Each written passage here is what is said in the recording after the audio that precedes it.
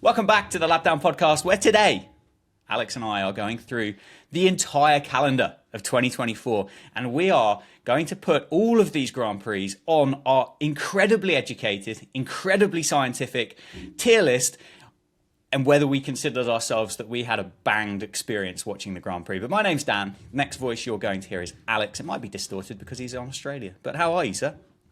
I'm good. I mean, for those of you watching the video version of the podcast, which you can do on both Spotify, and you can also go and watch the whole thing on YouTube as well, you'll see me in I'm entering my resort shirt era, which may be a trend we continue over the duration of me being away now. So there's a little Easter egg for those of you that can go and find themselves the video version of the podcast. But no, I'm good. I'm ready to board the bus of Bang Bus, if you will. Yes. Which I think we can trademark that and run that as a series. I think that's, the alliteration's nice on that. Could we be the Bang Bros on the Bang Bus?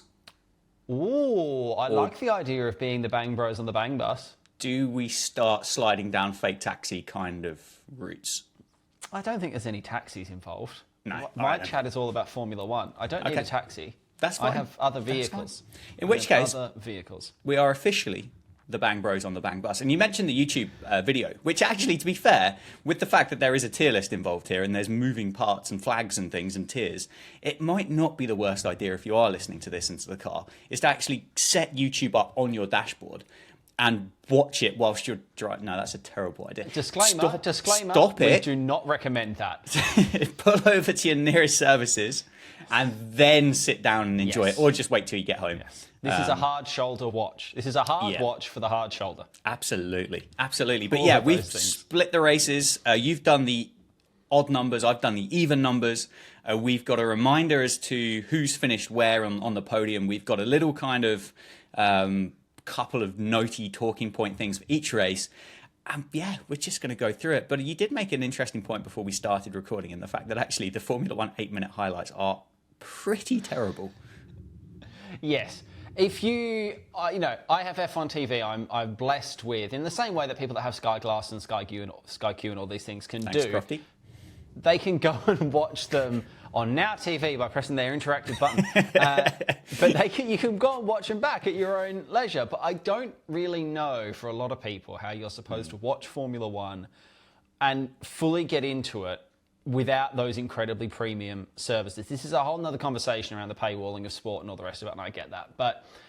And I get it. 90 minutes trying to distill that into 8 minutes is tricky, and I don't think Formula One lends itself brilliantly to highlights because the overtake is quite often the full stop on a sentence or sometimes a paragraph, and it's quite tricky to get that across in isolation. But I was watching some of these, and it's something you've touched on before when I've said to you, like, oh, hey, you racing live? And you said, no, I'll catch up with the highlights. And I'm thinking, you might struggle. Good luck with that. You do get some races, and I've noted it down on some of these as we jump on the old Bang Bus, that you get some slow burners that I remembered halfway through, like, oh yeah, I remember. This was actually bubbling up and quite interesting to watch, but it's not lending itself to highlights. But we've done our best. We'll combine memory and 8 minutes worth of Liberty Media, and we'll see where we get to.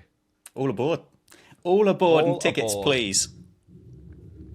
So, do you want to run us through the incredibly scientific method that you've created, the Dan Jazz scale? Because we do things slightly differently. We're building our own language. Don't you dare get off this Bang Bus straight away. This is not the Dan Jazz method. This is the lap down Bang Bros Bang Bus method to ranking these Formula One Grand Prix. Don't you start kind of getting these slopey shoulders over there in your Hawaiian resort shirt type thing. I'm just saying, you're the one behind the wheel with the bang board. Right, this is the Dan Jad's bang board. Don't make me tap the sign. Don't tap the bang board, whatever you do.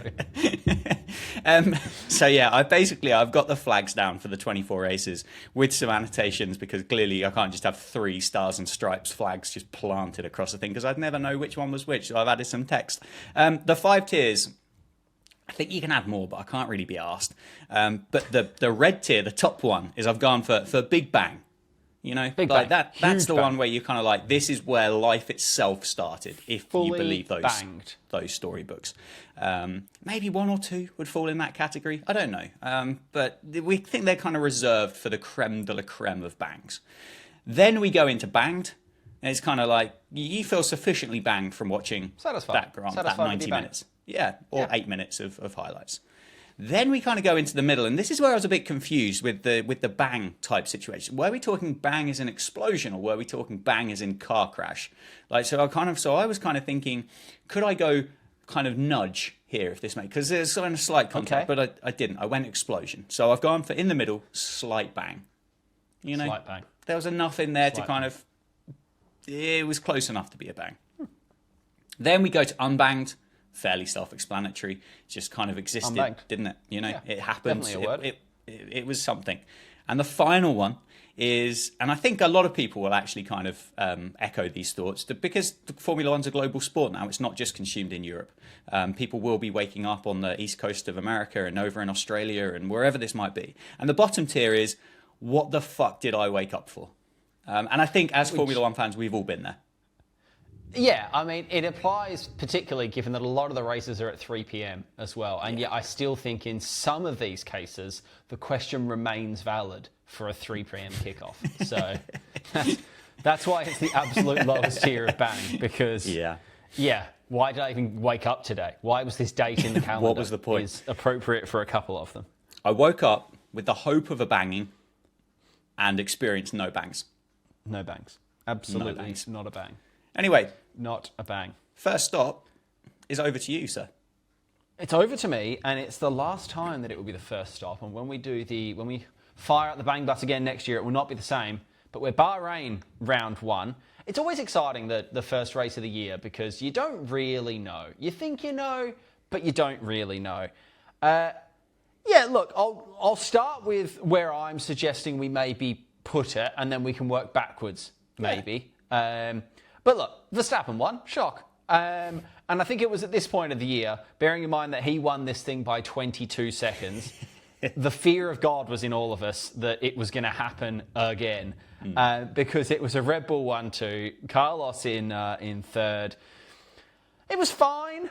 I want to say it was fine. I don't even think it maybe necessarily reaches banged territory. I think maybe with the benefit of hindsight, there was a bit of excitement being first race and whatever, but the actual racing, couple of highlights from me. Stroll spun in turn 1 immediately on the first lap. And if you didn't want to start as you mean to go on, Lancey boy, then there it was. It wasn't his fault, I'll admit that. Still funny. We had Tsunoda and Ricciardo having their absolute squabble, which is when you start to think like, oh my God, time moves at an irrational pace. Because I had forgotten about the Tsunoda and Ricciardo, fisticuffs that happened. The Ferraris were going at each other. That was slight foreshadowing as to a little bit what we were going to get. Maybe towards the back end of the year, they started driving for themselves. And then my last point on that, Bottas had a 52-second pit stop and still came out ahead of Logan Sargent. So what more do you need? There we go. I don't know if you've got any particularly strong memories from it. I think it's probably going to slot into that fourth bracket. I think if we take away the excitement of being first race of the year, there wasn't a huge amount of racing action. And at that point, the Red Bulls were pissing it. So I don't think it, as a race, can be given particularly high marks. It's hard to argue. And I think, unfortunately, for the start of this season, it's going to be a fairly kind of consistent theme throughout it, isn't it? But I will do my best to make sure that I recognise all of these flags and try and pick up the right one at the right time. You're playing GeoGuessr at the same time. Exactly. There is a chance that at some point I do pick up the wrong one. But I'm pretty sure this is Bahrain, and I'm quite happy to go for the unbanged category for the Kingdom of Bahrain. Saudi was next. Another one of my favourite style of circuits that's raced under floodlights and has 2 long straights and 2 corners at the end of it, and people can go quite quickly. It's pretty impressive. It is bloody impressive, to be fair. Is it the most exciting circuit in the world? No, but I don't think it takes away anything from the impressiveness of watching these cars absolutely hack around these bends at ridiculous speeds, and it's something that I'll talk about Spa later on.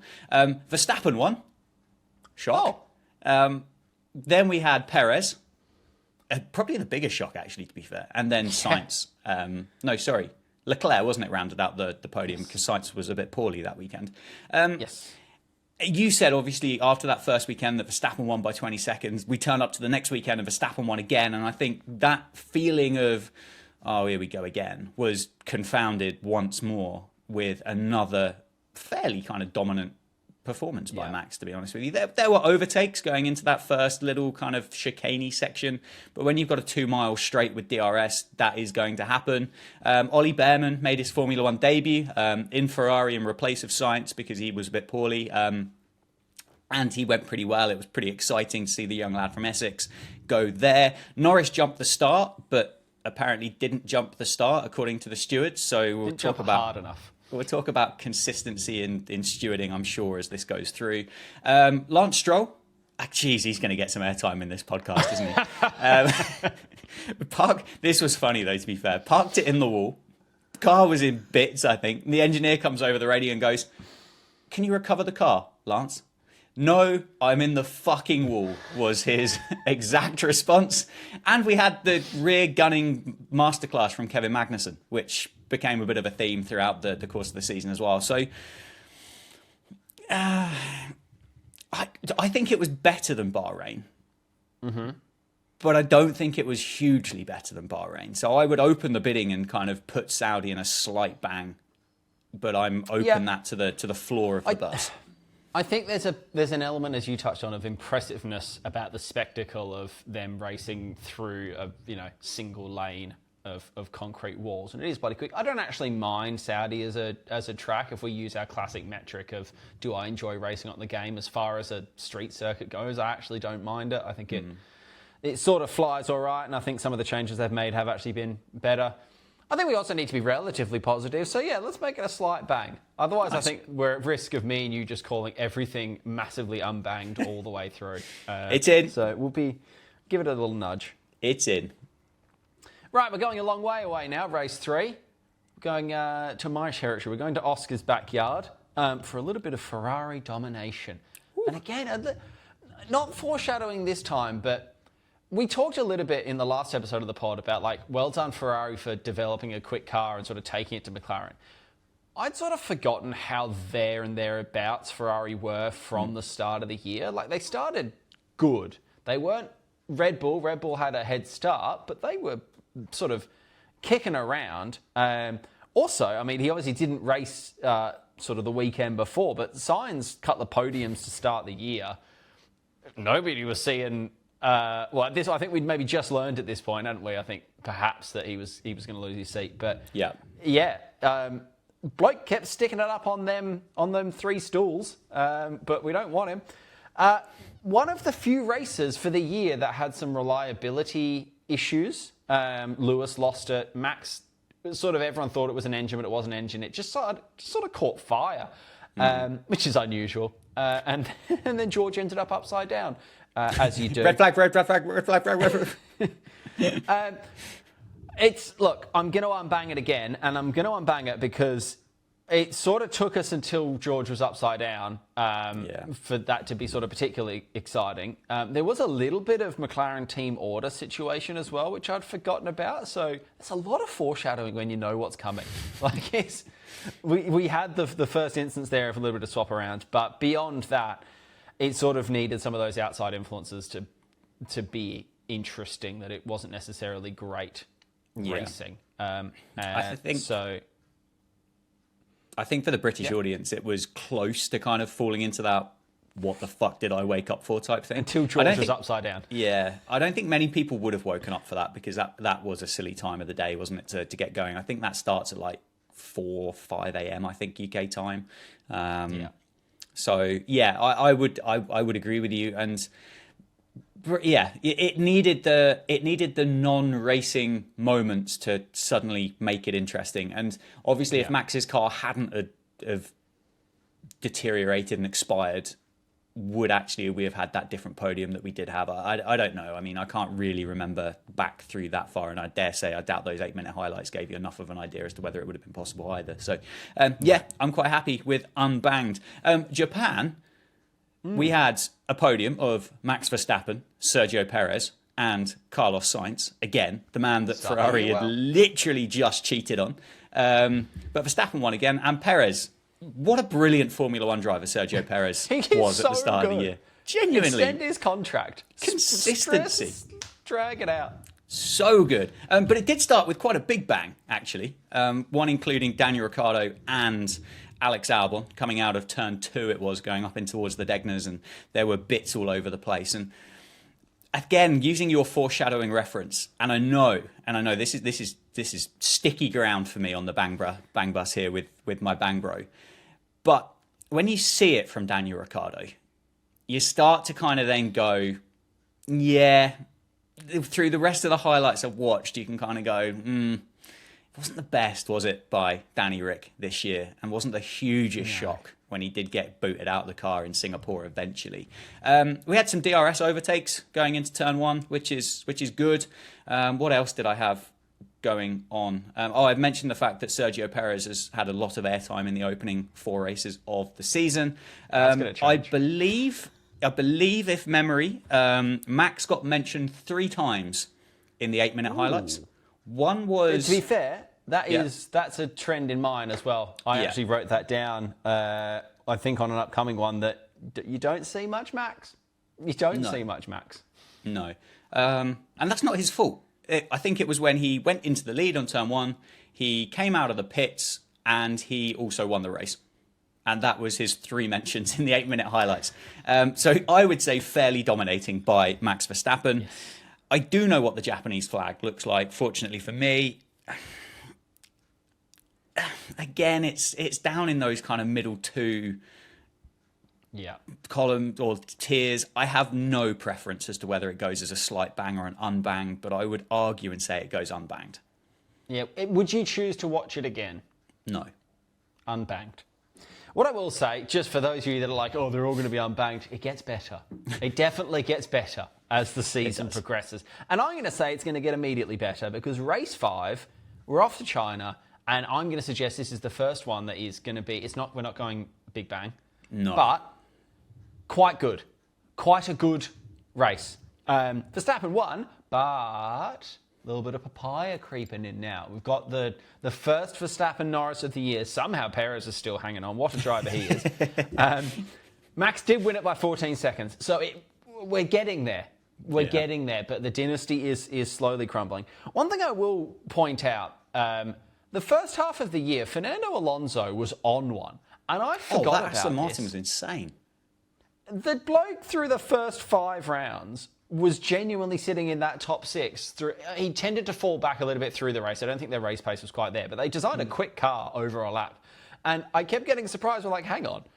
I'm watching the start here, and there's a green car on like the second row of the grid.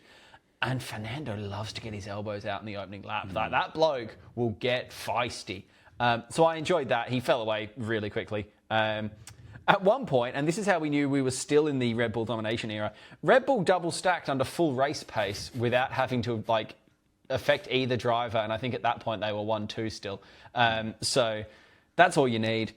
And guess what? It's another shout out for Lance Stroll, because this is the race where he wasn't paying attention. He went up the arse of Danny Rick. So quite a bit going on there. I'm going to put that in P2. What did we label P2 again? Banged. I was banged. Yeah. With China. I was even banged by the highlights. Stuff happened. There was overtaking. I like China as a track. Happy with my viewing. Good for China. They got a lot of making up to do since 2019, to be fair. So good for them to putting together a good Grand Prix in 2024. Miami.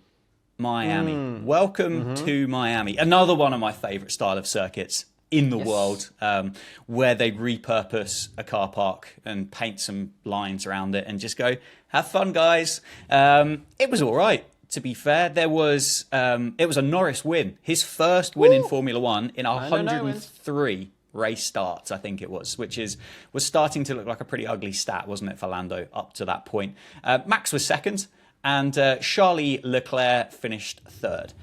Ferrari had their special livery that they hyped up, and they put a blue splash of paint down the side of it, so that was underwhelming.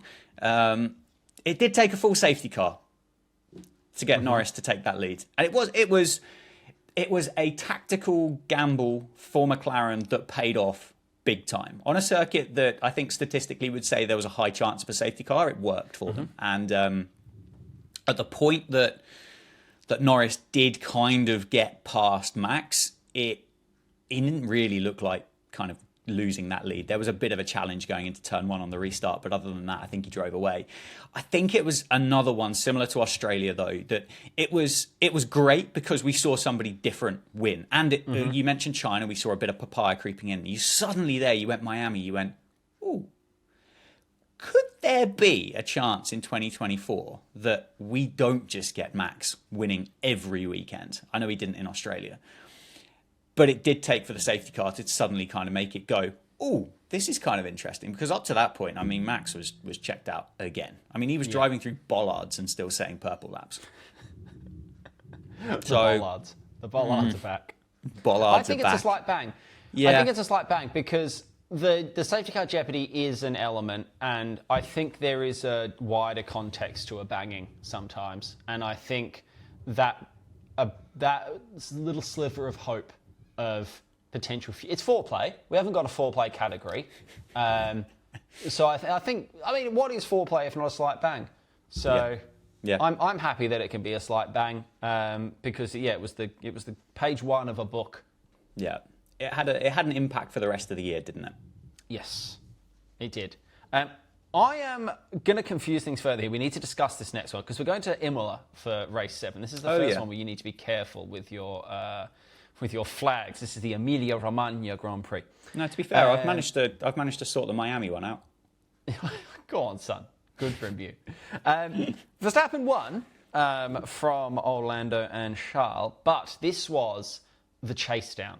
And this was the first proper on-track, didn't need extenuating circumstances battle. This wasn't someone getting there through safety car. This was Norris. For 10 or 12 laps, just you didn't take your eyes off that timing chart for 10 or 12 laps. You weren't even really watching the cars. You were watching little numbers in the sides. But it was sort of a nothing and then everything race, which is why it's tricky. We need to consider with the bangings. Do the bangs, is it the end result that influences a bang? Or is the bang weighted over the course of 65 laps or whatever it is? Because I was very unbanged for like 40 laps. And then I sort of had a short but pleasurable banging for like the last 15. That didn't pay off ultimately. He didn't get it past him. But yeah, where do we put a quickie? It's a great question. Because it was good in the end. Yeah. But the first 2/3 were a bit meh. Imola's a tough one, isn't it? Or the Emilia-Romagna Grand Prix, sponsored by msccruiselines.com/Amazon Black Friday sales with whatever other Swiss airline company they can throw on there as a brand name. I love Imola. I think it's an incredible circuit. Like, I love the elevation changes. I love the speed that they carry through the corners and through like the Villeneuve chicanes and they've got corner names. Kind of tickles my testicles to start with, and that kind of helps along. Beautiful. It's just fantastic, isn't it? And I think it's another one that it's another really satisfying one to watch Formula One cars fly around. Mm-hmm. But it doesn't have that kilometre and a half straight where Crofty's pants explode at the end, or 2/3 down it when somebody goes past them because they've got a 24-mile-an-hour pace advantage with their rear wing open. And I can kind of see where it falls into a category where some people are like, oh, Imola's shit because no one overtakes. Yeah. But do you have to get the exit to that final corner perfect to be able to put a challenge in to the first one? Maybe. Mm-hmm. I don't know. I'm biased because I love all these old circuits. So, I mean, I'd be kind of inclined to be popping it into a slight banging. Yeah, I think the result takes it up into a slight banging. I think, well, the last 15 laps, I should say, I think allow it to be a slight banging. I think had Lando have got past, then I would have probably taken that to banger status because there was a payoff, regardless of who the drivers were. If you see someone charging after someone for 15 laps and then they get them, that's good. It was a little bit blue ballsy. So we'll make it slight. We'll make it a slight banging. Nice. You had to finish yourself off afterwards. Monaco. Now, here we go. I'm going to defend Monaco to the hill here in the 2024. I might go get a drink. I'll go get a right. drink and you can just talk about Monaco. Yeah, no worries. Who won? Charles Leclerc. That's good. That's nice. And Monegasque won the Monaco Grand Prix. That just tickles everybody. It warms your cockles. Piastri in his yellow McLaren, and then Carlos Sainz rounded out the podium. I've noted down the fact that there was an aeroplane crash on the opening lap going up the hill involving Sergio Perez, Kevin Magnussen, Nico Hülkenberg, and I think possibly Valtteri Bottas from memory, but I can't really remember. We also saw Sainz stuff up the opening lap, but then obviously managed to get inherited back into the position that he was when he stuffed it up to go onto the grid when they red flagged the race and started it again. We had Ocon and Gasly at Portier just driving into one another. Right, here's the thing, right? Here's the thing. There's 2 points here. One, this felt like the beginning of the end for Perez. And I can kind of see, having been involved in that kind of accident, looking back at it now, because Perez doesn't get mentioned again in the podiums, I don't think, after Monaco, unless you're going to tell me it does on one of the other races that you've got, but I don't think he does. It took until lap 51 on the highlights for Bottas to overtake Sargent on track.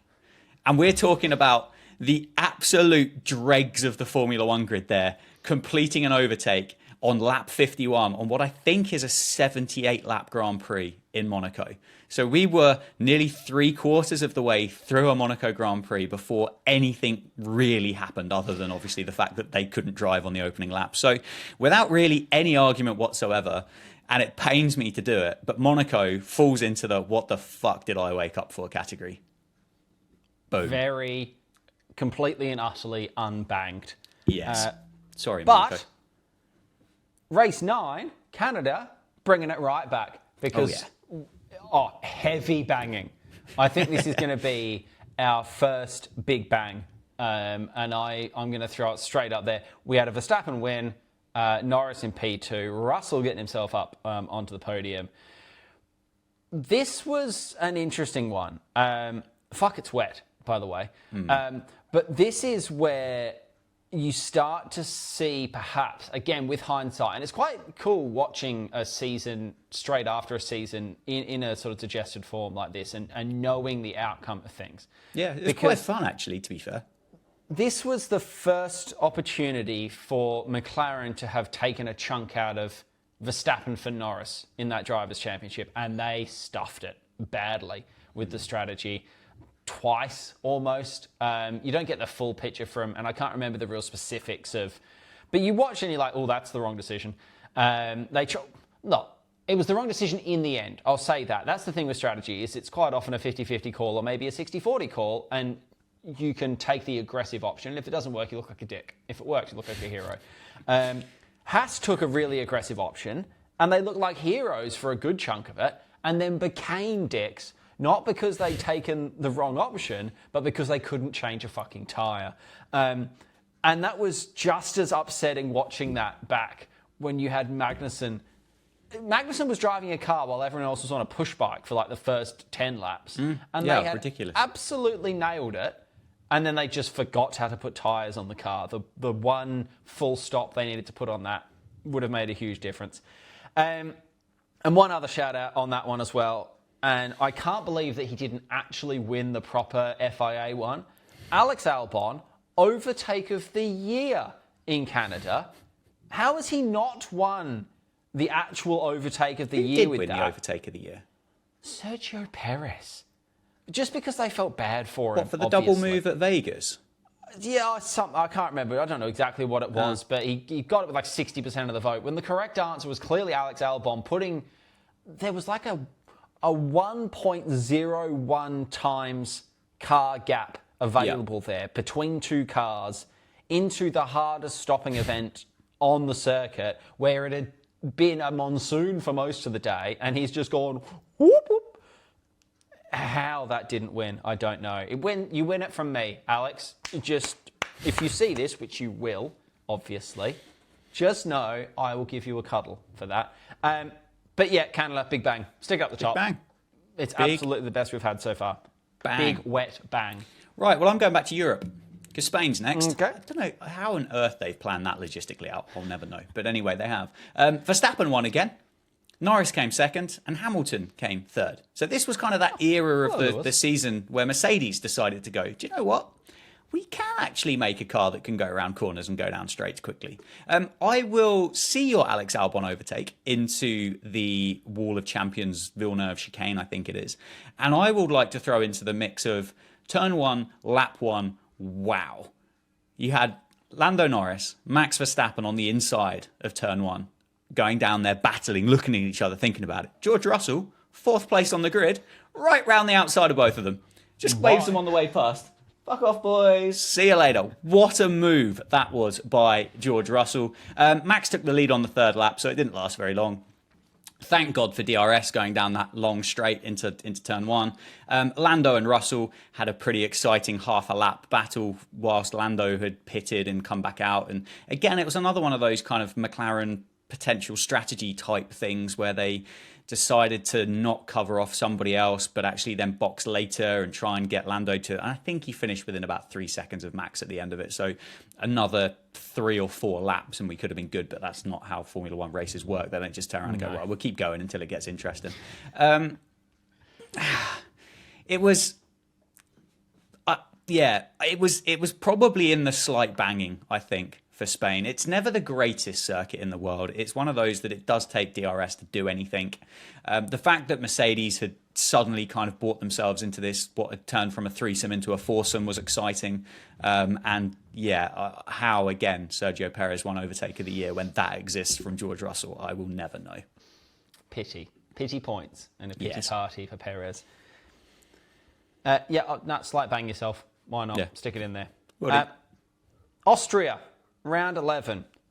Really like the Red Bull Ring as a track. She's a simple one, but it's just nice. It's got opportunities if you want to be really brave. It's got opportunities for more conventional overtaking. It's a little bit punishing if you get things wrong. I just think it's a good track.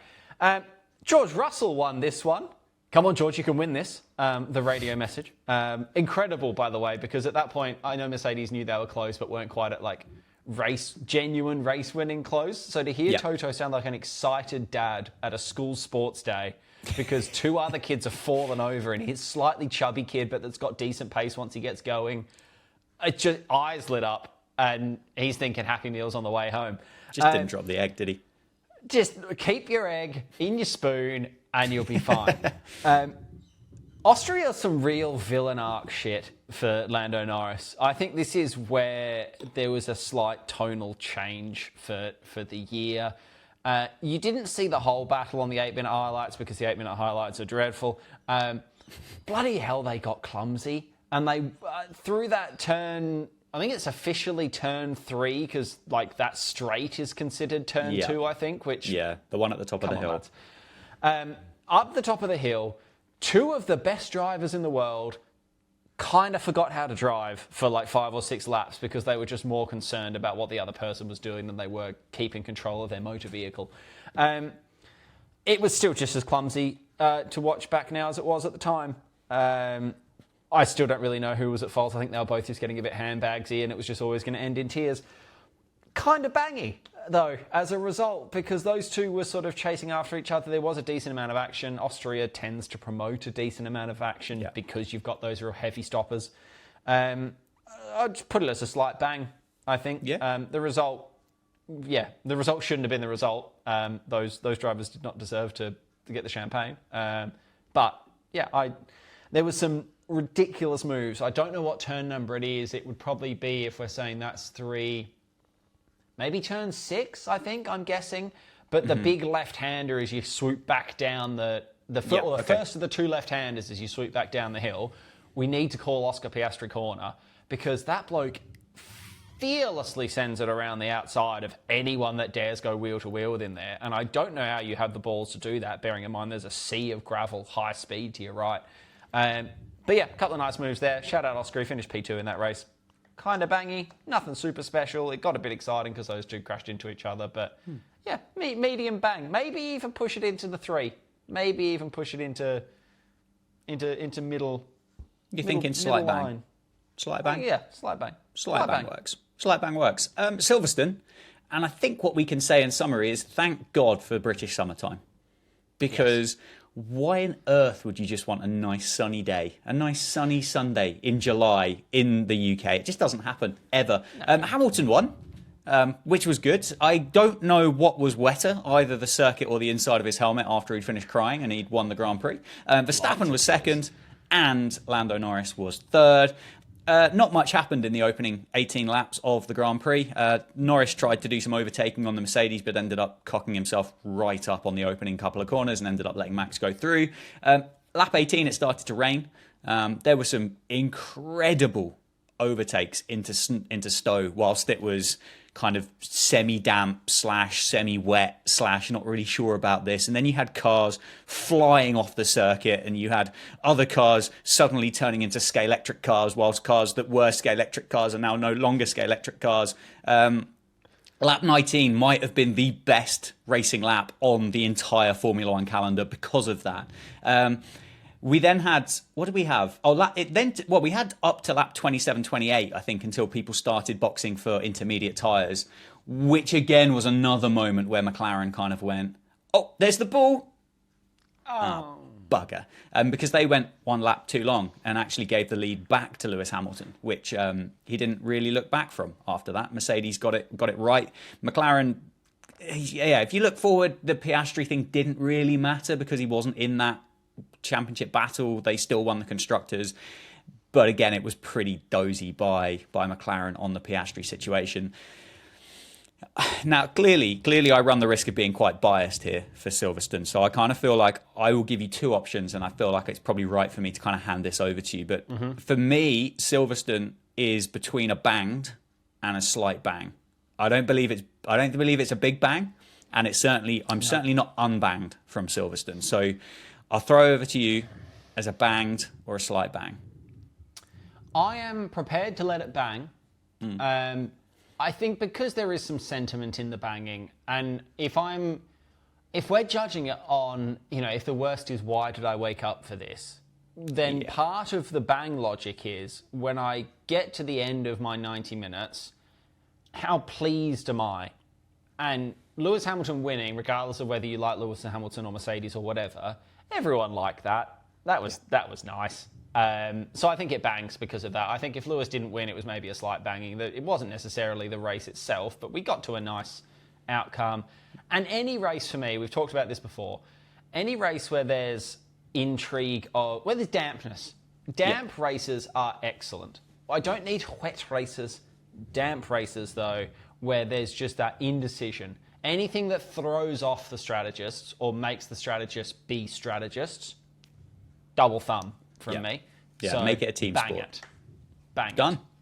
Consider yourself banged. Oh, you've said make it a team sport, as I get to talk about round 13, Hungary. Good. It's still awkward as fuck. We're like 6 months later and it's still really uncomfortable. Oscar Piastri won that one. Norris came second, Hamilton was third. Look, it was a really hard battle for the lead as well, wasn't it, to be fair? It was really uncomfortable in the highlights still. But again, McLaren fucked it with their strategy. Papaya rules, I think, is massively blown out of the water. There was another quote from Max this week, or someone said, "Oh, if your, race engineer came over the radio and said papaya rules to you, well, I'd tell him to fuck off."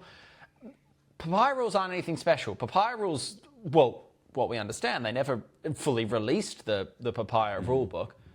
Don't crash into each other and don't be pricks to each other is my understanding of what papaya rules are, which is kind of the rules for every team, but they just gave it some branding because McLaren like branding. Look, it was actually pretty bangy. It was a pretty bangy Grand Prix that was almost overshadowed by the awkward stuff. Like, there was the fact that they were having to do there were undercuts and stuff going on, which is what got them into this problem in the first place. If there wasn't that awkwardness about making them switch, then I actually think we go, tell you what, Hungary was pretty good. You had Max getting airborne at the end. Hilarious that someone, Lewis Hamilton, stuck a leg out to trip him up. I'm happy that it was. I'm happy that it was a banger. I'm going to say banger because I've upgraded myself late there because I think if I take the papaya rules stuff to one side, I think it's a banger. I think it felt slightly bangy because all we were talking about was how uncomfortable we were. And I think that took away from it slightly. I'm also going to give us bonus points. And I know this isn't how it works, but I'm giving the Hungarian Grand Prix bonus points for Lando Norris's helmet because that was when he had the porcelain trophy lid. Helmet of the year for me. Stunner. Absolute stunner of a helmet. That's a banger of a helmet that's making it a banger of a Grand Prix weekend. Good for Hungary. Back-to-back bangings. I agree with you. I think it was one of those kind of bangings that you kind of sober up the next day and you kind of go, don't know whether I'm as proud as that bang as what I might have been of previous bangs in my career. But we might, and I'm going to argue here that we might be going back-to-back bangings. Because we go to Belgium next.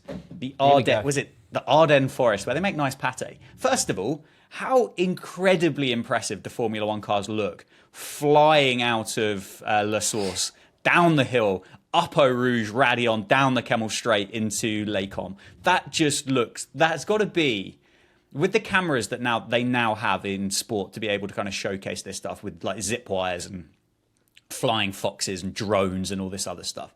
Holy shit, does that look cool when they go up that hill. Hamilton won. Well, kind of. It's auto-corrected it, so I've got Oscar Pastry in second, and I've got Charles Leclerc in third. Obviously, the first car to cross the line was George Russell. My opening point was the fact that the cars looked mental up the hill. It was lap 26 when George came over the radio and went, lads, I want to do a one-stop today. Yeah. And everyone went, what an idiot. Yes, the moves down the Kemmel Straight were fantastic. Obviously, it's a DRS thing. George to have that drive and that strategy call from inside the cockpit whilst driving at 200 mile an hour, incredible. 3 cars finished within, I think, 1.5 seconds of one another as they crossed the line.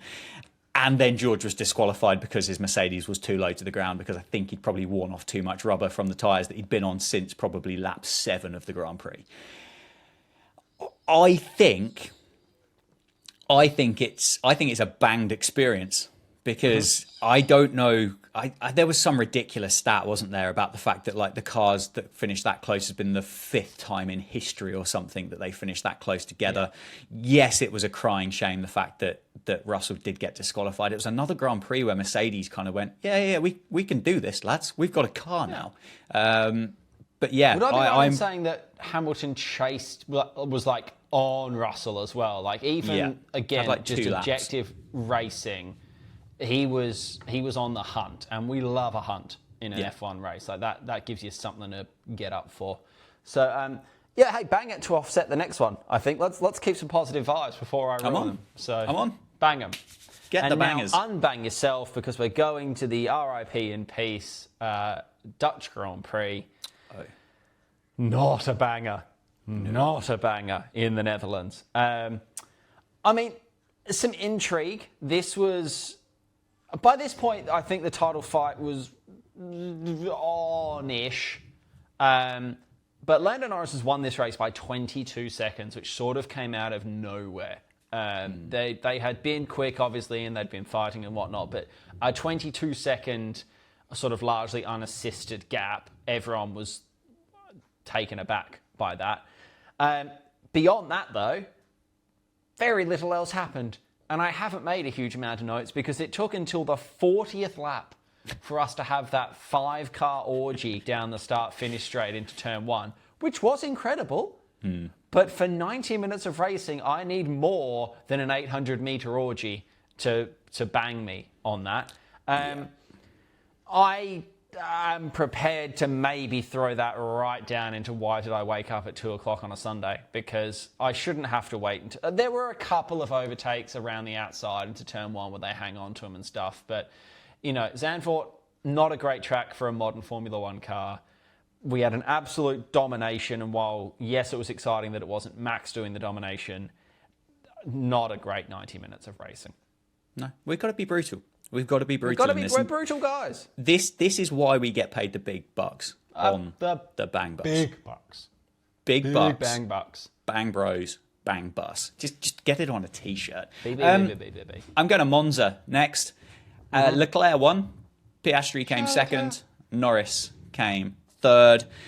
My notes on this are pretty short as well, to be fair. We had one of the most insane overtakes by Oscar Piastri in that second chicane on Lando Norris after we'd kind of had maybe a fortnight of what does papaya rules actually mean, and are they going to favour Lando now, and what's going to happen next? And Piastri just goes, fuck it, and just sends it right round the outside.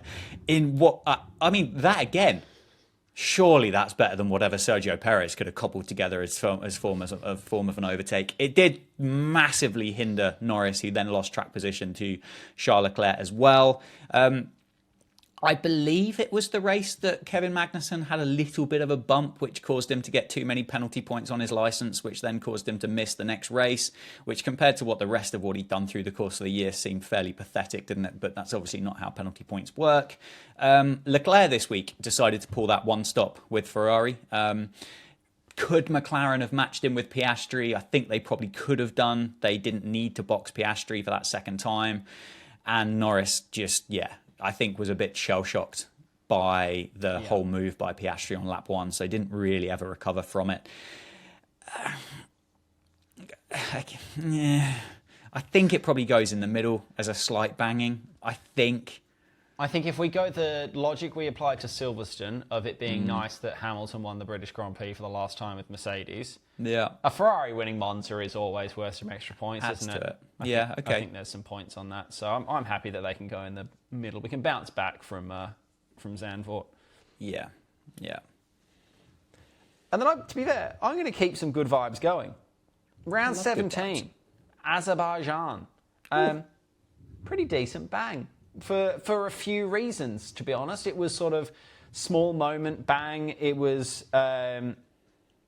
I'd forgotten about the big bang at the end, where Sainz and Perez both just kind of forgot that there was another car there and just decided to put themselves in the wall.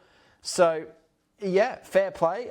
This was the big old recovery drive as well from Norris, wasn't it? Where he had that issue in quali, he got caught out by a flag, I think, really late on.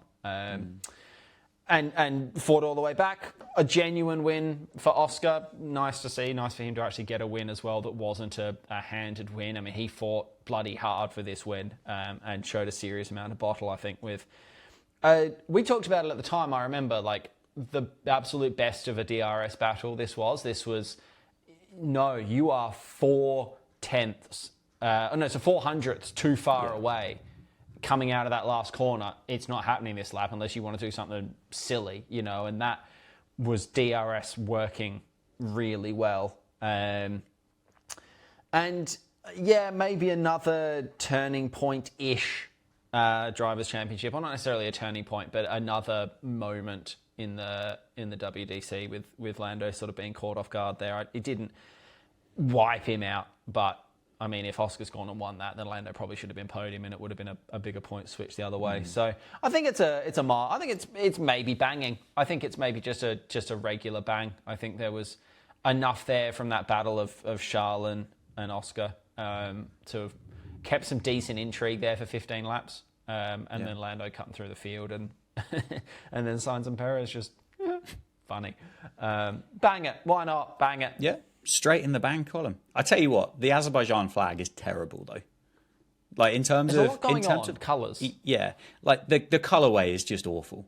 Red, blue, and green. You've kind of just gone for, you know what? We're just going to stick primary colours on here, and it's just going to be fine. And we'll kind of figure it out later. I'm not a fan of the flag, but not bad. I'd like to go to Singapore. And I would like to very much consider this to go down into the what the fuck did I wake up for column. It was the end of Daniel Ricciardo, which brought tears to everybody's eyes, although I think probably with the benefit of watching back through these Grand Prix, we realised the fact that the writing got larger and larger on the wall as the season went on. Norris just disappeared off into the distance. And I think the first highlight from memory, I don't even know how they managed to get 8 minutes of highlights from the Singapore Grand Prix, but it was the lap 30, I think it was, when Lando Norris got slightly near a wall. And then the weird thing was as well, so little happened, there was so much of, they're slightly near the wall content throughout those highlights was genuinely quite embarrassing. I know you hate Singapore because you can't really ever figure out where anybody is on the circuit. There's been far better races in Singapore, mostly of which when it's absolutely hacked it down with rain. It didn't this time. Lando won by a distance. And when the highlights are the fact that good drivers get near the limit of things, I think they're scratching around for something. So unless you would like to put together a compelling argument as to not, I'm sticking it straight down the bottom. Stick it down. Stick it down. You've given me inadvertently all the spicy ones because we've got Kota next for round 19. Not a huge amount happened apart from all of the arguments in the world ever. Charles Leclerc won. It was a Ferrari one too, in fact, ahead of Max Verstappen in third, not on the road. Look, I've written down, as I was watching this, it's one of my only notes, oh good, I get the side-by-side episode. Which, even in the 8-minute highlights, there was inconsistency in the stewarding of exactly the same thing. You had Russell's and then you had, the Lando and Verstappen one. Watching it back again, I still don't understand how they came to the conclusion that Lando was at fault in that. I think either nobody was at fault, or I don't know, but Lando shouldn't have been penalised at fault, I don't think. For me, anyway, but I'm not a steward. It was kind of a slow burn banger again. There was that battle brewing and there was a bit of intrigue in there. I think it's a slight banger. I don't think it was maximum bang. But even after the incident had happened, there was a little bit of jeopardy of Lando was trying to pull that, 5 seconds and whatever. So, yeah, I think slight banger. Slight banger, why not? I'm happy to. Well, speaking of spice, I think the flight between Dallas, Fort Worth and Mexico City probably gave everybody chance just to bubble up, just to add a couple more chilies into the pot of what was brewing for Mexico. This was, what I've got down here is my first note for Mexico is firstly, Carlos Sainz won. Congratulations to Carlos. It was a nice little kind of sign off, wasn't it, for the Ferrari driver as part of his career. Norris was second, Leclerc was third. I've got here that Max Verstappen played silly buggers and ended up with a net penalty of 20 seconds, which again kind of follows on from the inconsistency to what we saw in Austin the week before. I've got Perez and Lawson driving into one another. I think Perez and Stroll were driving into one another. Sonoda obviously drove into Albon and Gasly at the start. Leclerc's last corner, almost massive crash, which he just saved, allowed Norris to go through. And as I say, Sainz got his fourth win in his Formula One career. I don't think this will ever go down as one of the classic Grand Prix for quality of motorsport. I think if you were to put this in the category of kind of team sport rental karting in East Croydon, for example, I feel like you'd probably come away from it going, Jesus Christ, that's the best like £45 I've ever spent for 2 15-minute free practice sessions, because the standard of racing was abysmal, which they had to clamp down on, and I think they probably did through the rest of the season. And I do hope with the consistency of the stewarding, that is something that we can, I don't know whether look forward to is the right way to describe it, but look forward to going forward in Formula One. But I think Mexico, maybe not for the purist, but I think Mexico City came banged. I think it banged. I think Mexico City banged. A lot of it because it was side pod to side pod, but it was, like, have you ever kind of ended up on an algorithm where they're talking to kind of strict American kind of Christian people, and they're talking about that my algorithm's taken me that way. Okay, well, they're talking about something called zipping. And it's kind of like the concept of it is basically the trousers stay on and the zip stays done up, but you just kind of like rub your zips up against one another, because obviously in the eyes of the Lord, that's okay, but going any further than that is completely wrong. Very different algorithms, sir. In the eyes of society, it's very wrong. But anyway, I've gone on a tangent, but I'm going to propose that Mexico City goes into the banged column. A zippy bang is what you're proposing. A zippy bang. I'll allow it. I think we've had this back and forth before, definitely, of our definitions of a good race and that I am more show and you're more sport. So it's probably more of a me banger than a you banger. But every now and then you can enjoy a me banger. It's fine. Don't be ashamed to enjoy a me banger. Open your eyes. Round 21. Brazil, big, wet, bang. Oh, we almost need a tier above Big Bang for Big Wet Bang because, woo, I mean, this had sport and show, this did, because this is, you've got Max just doing sport himself, finishing sport, completed it. And then you've got the likes of Ollie Behrman having his big wet day out like a first year uni student at Freshers who has just, he was a good looking bloke at Freshers and he just bumped himself into everything and was just wet the entire time because he had a day out. Lance Stroll did not have a day out. Hulkenberg did not have a day out. Lando did not have a day out. Max had a day out. And Alpine had a day out. It was tremendous and terrible for all the right and wrong reasons, and it might have been the most entertaining 90 minutes of the year. So I cannot bang Brazil enough. Yeah, agreed. 100% agree. And the Max Verstappen drive as well, fantastic. But it kind of felt like it came out of nowhere as well, from what we'd seen in the kind of the races leading up to it, which was genuinely quite nice to see. And I know people go on TikTok and they go, "You hate him," but it's not strictly true. But it was a fantastic drive by Max that was at the time a little bit of a surprise, which was nice to see. It wasn't. It was a comprehensive win, but it wasn't like here we go again. It was wow, this is good. Where's that come from? Oh, that's right. You're still good. Your car's just not quite up to it lately. Yeah. Well, Vegas, and I'd like to take you for a late night, glitzy, showy, bright lights kind of bang. Okay. This is kind of the all attention, like there's the mirror on the ceiling type situation here with Vegas. I hate Vegas. Like nothing about it I like. The circuit is terribly boring. I hate the fact that they don't make more of a show about the fact that it's in Vegas. You can't really see anything. So much about it is terrible. The fact that they have to drive backwards up the circuit in Rolls-Royce Corniches to get to some special podium where they don't actually give the trophies, but they just speak to some kind of not defunct celebrity. That's unfair on Terry Crews because I quite like him. How dare you speak ill of Terry Crews? But he's not like... It's not kind of like top tier, is it? And then they have to come all the way back again to do a little podium celebration, by which point the team are just kind of like, well, probably start packing up now, lads. Anyway, but actually the race itself was brilliant, was superb. Mercedes decided that they actually quite like Vegas, and George Russell had probably the drive of his life.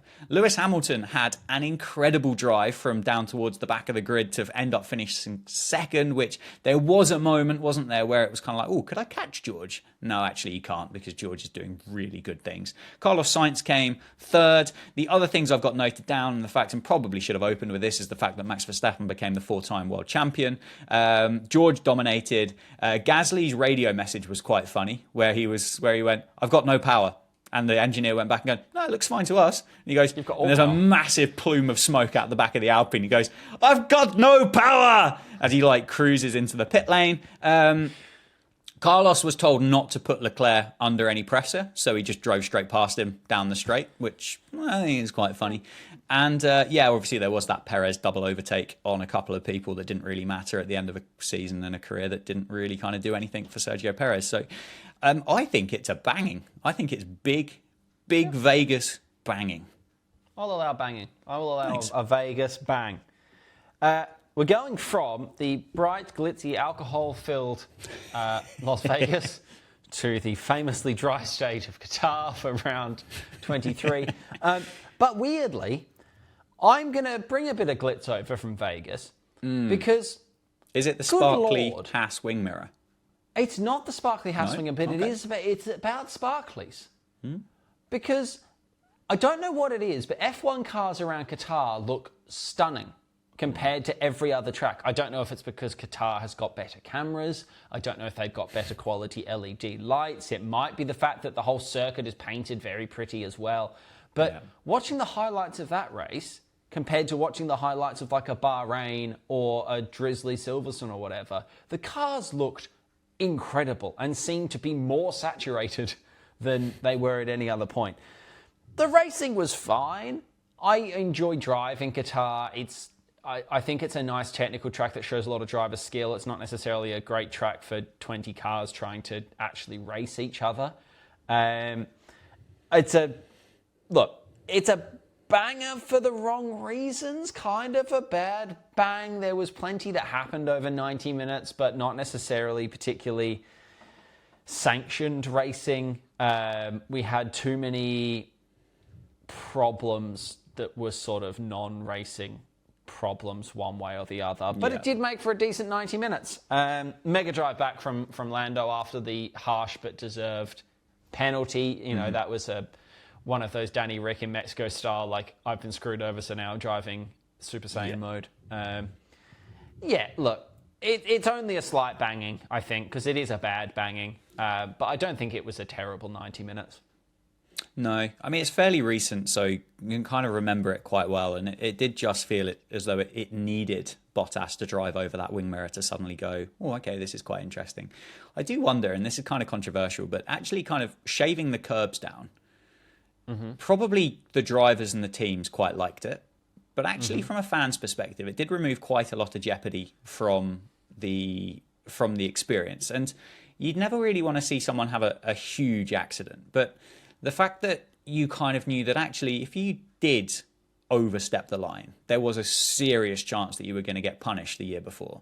I think it's kind of a shame that it's not necessarily there now. But it is what it is. As you say, I think it's a slight bang, mostly because the Haas build quality was pretty poor. Abu Dhabi... Oh, it was a Williams, by the way. You got corrected on that in the podcast. It was a Williams mirror that came off, not a Haas mirror. Shout out to Andrew. Andrew picked you up on that immediately. Oh, sorry about that. How dare you not recognise your Komatsu wing mirrors, sir? Shame. Oh, well. Abu Dhabi. If anybody needs a reminder, Norris won, Sainz came second, Leclerc came third, McLaren won the Constructors, Max drove into the side of Piastri in turn one, which I believe is still getting heat on TikTok, which is exciting. Leclerc and Hamilton had two of the best drives of the year, starting I think in like 17th and 19th respectively. Leclerc obviously finishing on the podium, Hamilton getting that last lap move around the outside of George, which obviously you brought into question last week as to whether it was actually valid or not. And there were a few other clumsy little moments, weren't there? Like Piastri drove into the back of Colapinto, Bottas drove into the side of Kevin Magnussen. It felt underwhelming, I think, Abu Dhabi, because I believe the powers at Liberty Media were desperate for that kind of mathematical possibility that Max and Lando could have still been fighting for the Drivers' World Championship. As it was, I think the posters were all about second place. Great for McLaren. Norris did just drive away, didn't he? To be honest, it kind of felt like he didn't drive away from Sainz, but it kind of felt like he just had enough on him. Never really he had enough on him, but fair play. It was maybe not appreciated enough, the quality of that drive circumstantially, as soon as Oscar was no longer anywhere, because they had to win. And if Lando had locked up in one corner and let a single Ferrari through, then I think that probably bins off McLaren. So the bloke was driving with 800 odd people in Woking in the car with him because he was now, the last team member standing sort of thing. So I think it almost went a little bit under the radar in the moment because he did make it look so easy and we didn't really see him on the telly that much because he did drive away with it. But it was a pressure drive that he was pretty flawless in executing. So all the people that want to talk about, does he have the bottle or the metal or whatever to be a world champion? It's like, it was kind of a world champion drive in disguise because he was very professional in getting the job done, high stakes. Yeah, I'll buy it. I will put Abu Dhabi in the slight bang, though. I don't necessarily know it was. Is it, or is it a banged? Just because Lando won and didn't really take much flack. I mean, Hamilton and Leclerc was pretty incredible. It's somewhere in between those two, isn't it? Yeah, it wasn't somewhere necessarily in the most exciting 90 minutes. How many have we got in banged versus slight banged? I think we've got 8 in slight bang, and we've got 6 in banged. Oh, bang it. Why not? Right. Balance them out. We'll be nice. Done. Change the averages. Done. And plus as well, if they came and gave tickets, I wouldn't mind going to Abu Dhabi. It looks like a cool place. Well, exactly. Yeah, I think there's a lot going on. Nice. Well, that's that done. That's all of 24 wrapped up in a neat bow. That was your F1 wrapped for 2024. So a slightly different podcast for us. So let us know, please, in comments and all the rest of it. Or you can email lapdownpod@gmail.com if you like these kind of podcast episodes as special editions when we're not talking about races. Because obviously when we're through a normal season, every second week, realistically, apart from the spring break and the autumn break and the summer break and the winter break and the equinox break, we kind of have 1 week gaps every now and then to talk about different things. So if you like these kind of episodes, let us know. If you want to go and watch Dan do cricket stuff, they can do that at... DanJads_. That's that one. There's no point talking to me about anything else because for the time being, I'm not doing anything else by this podcast. So just go and follow us on TikTok and stuff instead. Yeah. Go and do that. And we'll be back at some point soon with another special edition pod, unless there's a whole heap of breaking news in the meantime. But we'll probably go and rank some drivers as well at some point soon, and how they went through the last year. So thank you for listening to us ramble on about the 24 season and the ups and downs of it. It was a decent season. It was a very good season, actually, realistically, where we got to in the end. To not have a runaway winner, in theory, in either is more special, I think, than we maybe give it credit for. Yeah, it was enjoyable. And I quite enjoyed that podcast as well. Hopefully, if you've got to the end of it an hour and 6 minutes later, you've enjoyed it too. So, yeah, we'll see you again. Whether we do one before Christmas or not, I don't know. But, yeah. See you later. Toodaloo.